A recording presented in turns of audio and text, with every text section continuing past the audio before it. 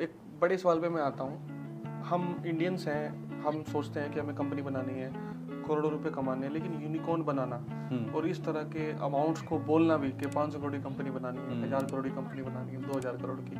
क्योंकि मैंने कल ही आपसे मैं बात कर रहा था और मैं शौक रह गया था कि आपने बताया था इन्फोसिस का जो मालिक है उसका 0.40% शेयर है। 4%। और जो जोमेटो का है, क्या नाम है उस बंदे का, उसका केवल 3% है। फिर भी उनकी जो नेटवर्थ होती है वो हजारों करोड़ की होती है। ये कैसे पॉसिबल हो जाता है? अब बेसिकली क्या होता है कि शेयर्स अलग चीज़ है, कंपनी में आपकी ओनरशिप अलग चीज़ है। अच्छा। और दूसरा क्या होता है कि जो भी आपका परसेंटेज है उससे कोई मतलब नहीं है, कंपनी तो आपकी ही रहेगी और आपके सिवा कोई चला नहीं सकता। ठीक है। तो बेसिकली शेयर के परसेंटेज से कोई वो नहीं है। और वैसे भी एसएमई आईपीओ में आप 25 to 30% शुरुआत में लोग शेयर्स पब्लिक में आईपीओ पब्लिक को देते हैं और फंड्स लेते हैं। सो बेसिकली जो मैं समझ पा रहा हूँ, आईपीओ लॉन्च करने से एसएमई कंपनीज का जो फंडिंग का इशू है वो हमेशा के लिए दूर हो जाता है। They don't have to depend on loans, on banks. Yes.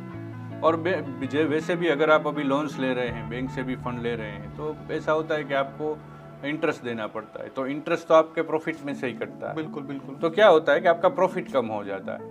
तो अगर ये पब्लिक फंडिंग की ओर आप जाते हैं तो ये विदाउट इंटरेस्ट आपको फंड मिलता है और आप इजीली अच्छा फंड लेके कंपनी को ग्रो कर सकते हैं। बिल्कुल।